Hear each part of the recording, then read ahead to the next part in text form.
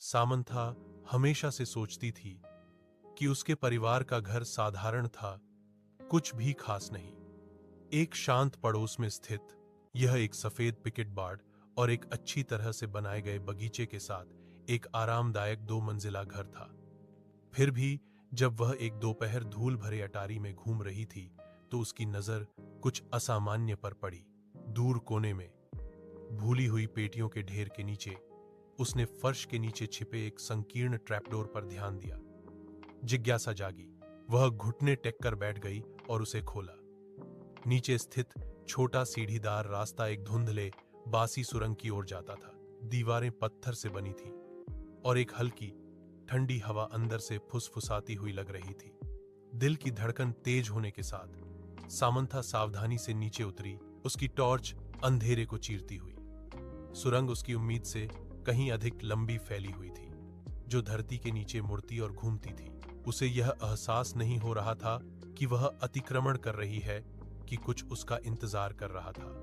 अनगिनत समय के बाद सुरंग आखिरकार एक छिपे हुए कमरे में खुल गई। दीवारें पुरानी बुकशेल्फ से भरी हुई थीं, जिनमें अजीब चमड़े से बंधी हुई पुस्तकें थीं। कमरे के केंद्र में एक पुरानी मेज धूल भरे कागजों और पत्रिकाओं से घिरी हुई थी। जैसे ही सामंथा दस्तावेजों को पढ़ रही थी, उसके हाथ कांप रहे थे। रिकॉर्ड में वर्जित अनुष्ठानों और गुप्त समाजों का उल्लेख था, जिसमें उसके परिवार का नाम बार बार उल्लेखित था। सामंथा हमेशा से सोचती थी कि उसके परिवार का घर साधारण था, कुछ भी खास नहीं। एक शांत पड़ोस में स्थित यह एक सफेद पिकेट बाड़ और एक अच्छी तरह से बनाए गए बगीचे के साथ एक आरामदायक 2 मंजिला घर था। फिर भी जब वह एक दोपहर धूल भरे अटारी में घूम रही थी तो उसकी नजर कुछ असामान्य पर पड़ी।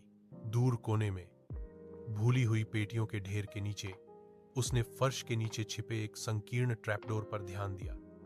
जिज्ञासा जागी, वह घुटने टेक कर बैठ गई और उसे खोला।